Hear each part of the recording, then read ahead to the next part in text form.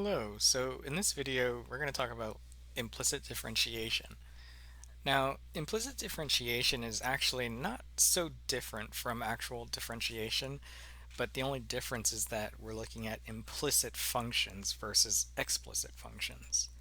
Now, one way of which that we can kind of determine an implicit derivative is by looking at one of the following classic examples, x times y. Now, x times y, let's say that it equals to 1. Now, let's say that I wanted to find the derivative, but with respect to x. Well, I would be inclined to just go ahead and divide by x first of all. That way I have y equals 1 over x, and then I just differentiate on both sides, which means that y prime is equal to negative 1 over x squared. Okay, well that was kind of easy. But if I want to find the derivative of this equation, well, I have to look at it in another sense. I have x times y equals to 1. So implicit differentiation starts by taking the derivative on both sides. Okay, so this was me demonstrating that, yeah, I can find the explicit derivative just by rewriting it in terms of x. But in this case, I'm not going to do that at all. I'm just going to say, well, I'm going to use product rule. So I have 1 times y plus x times dy dx. But this is equal to 0. Why? Because the derivative of 1 is 0. So in this case, we end up with that dy dx is equal to negative y over x. Now, in this sense, this tells us that, well, if we were to plug in our y, we would get negative 1 over x squared.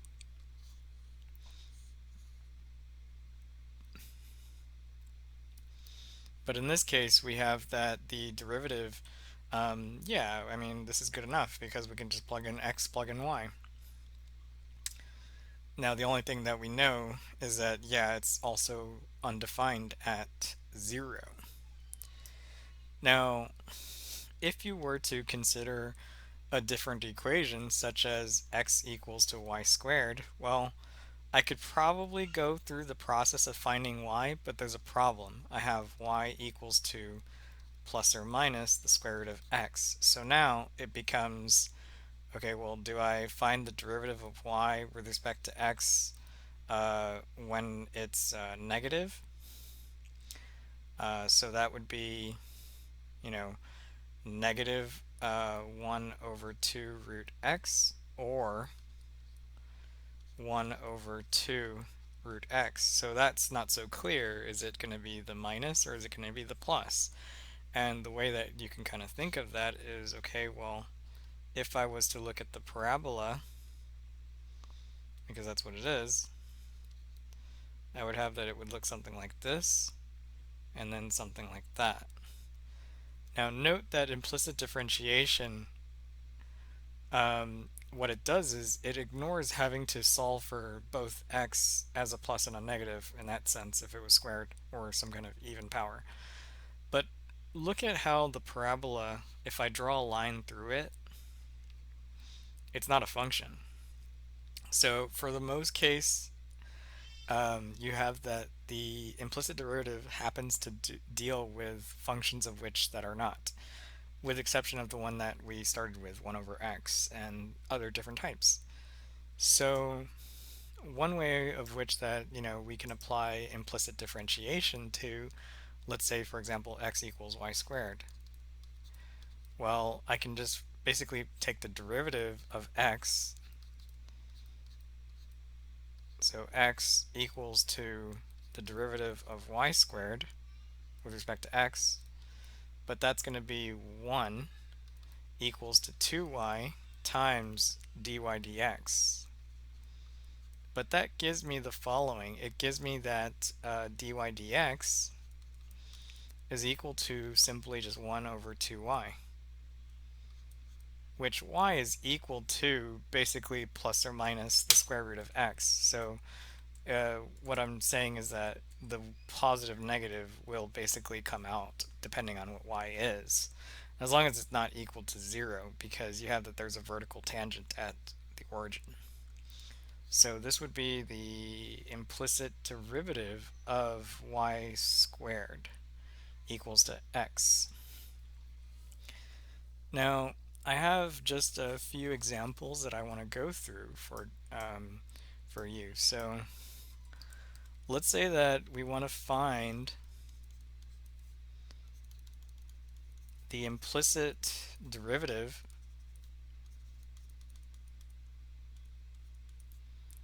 and we're going to say the second derivative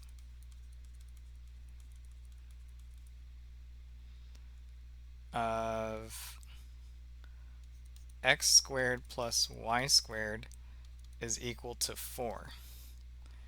Okay, so notice that I said the second derivative. So that means that you would have to take the derivative of x squared plus y squared. Okay, so we have that we'll take the derivative of that. And we have to take the derivative of, well, in this case, 4. So we'll just put that right here.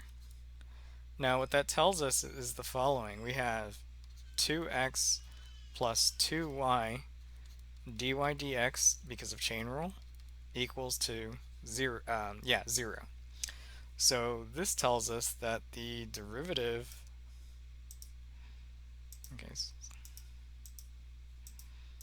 so we have that the derivative of our equation dy dx is equal to negative x divided by y.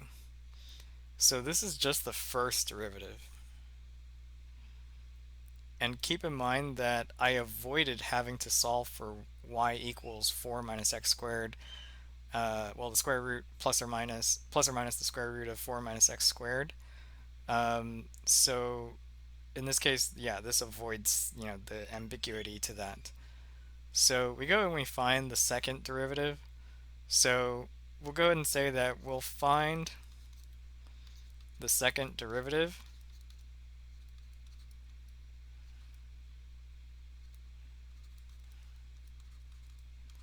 using chain rule.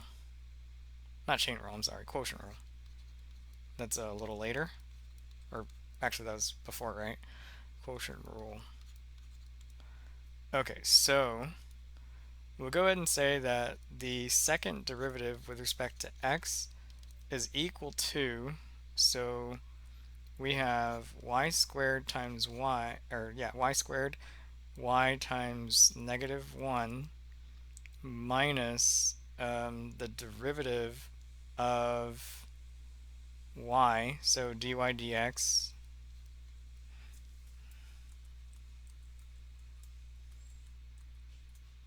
so we have dy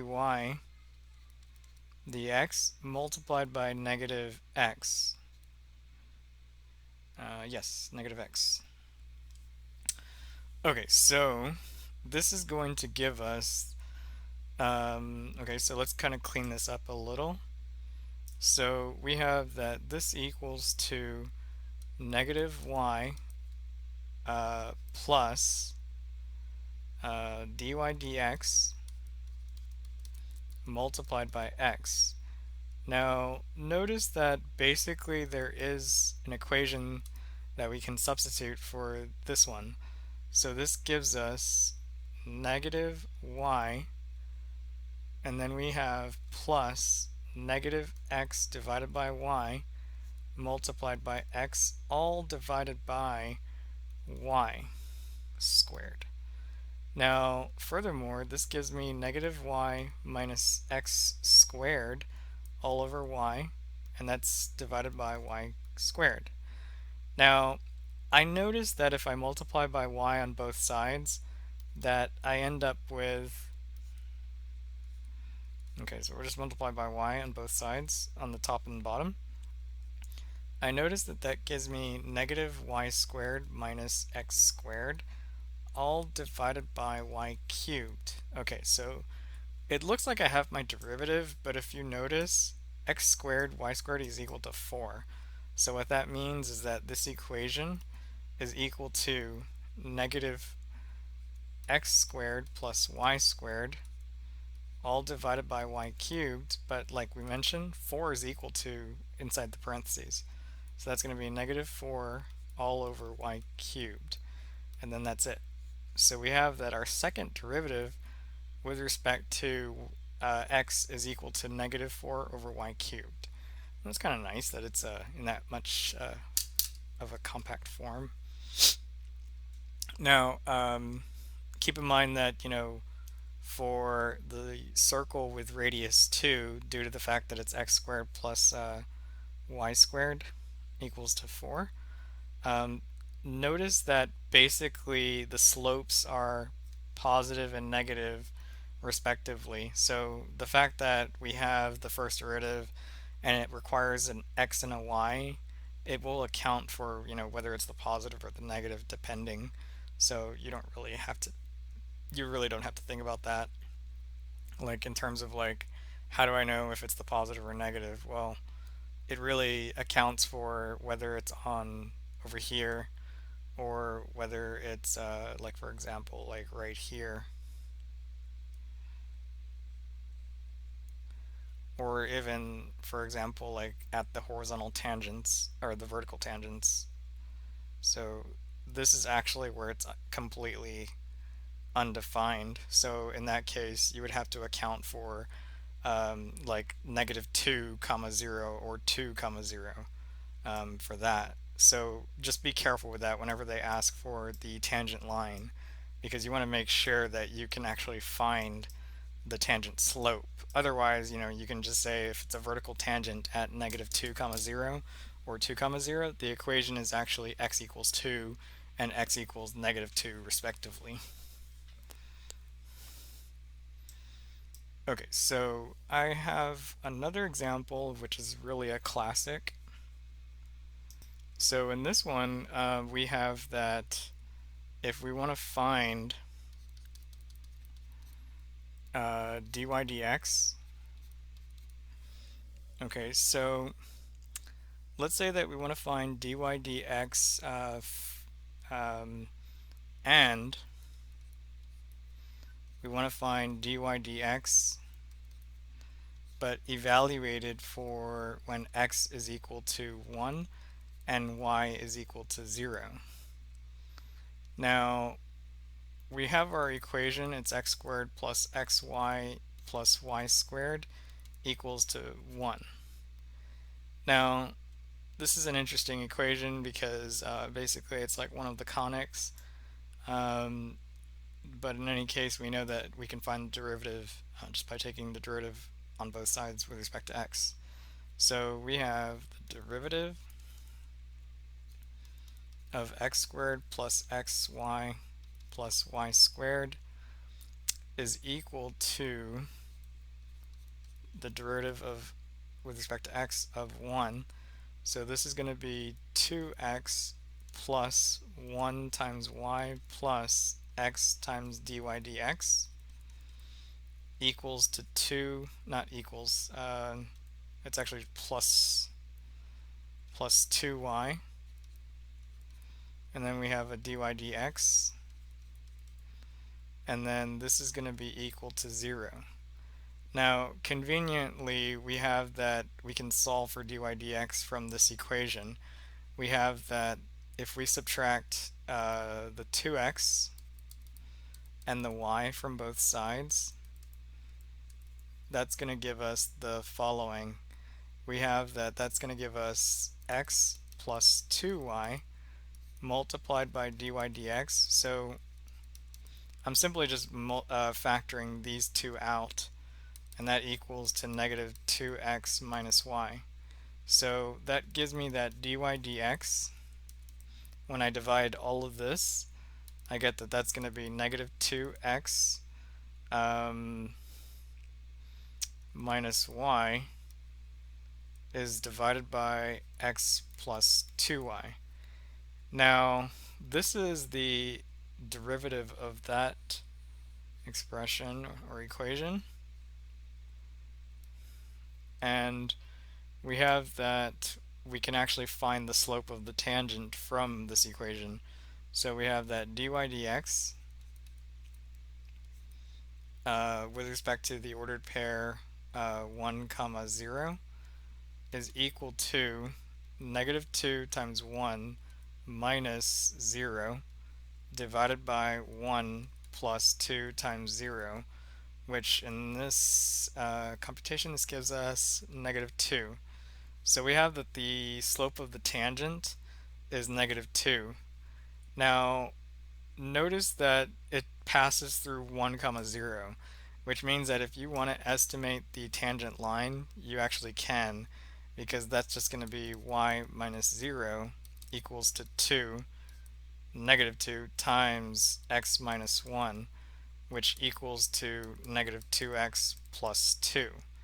So that means that the tangent line, if we want to find it, uh, so the tangent line is negative 2x plus 2. Now this is only useful for, yeah, if you're trying to make some sort of estimate, like close to 1 comma 0. Otherwise, if it's too far, then yeah, it's not a good approximation. Okay, so the main idea that you should take away from this is that to find the implicit derivative, you just have to kind of do it where you take the derivative of with respect to x on both sides. Otherwise, like it gets really complicated if you solve for your function y, especially like when they're parabolas or cubic, like the y.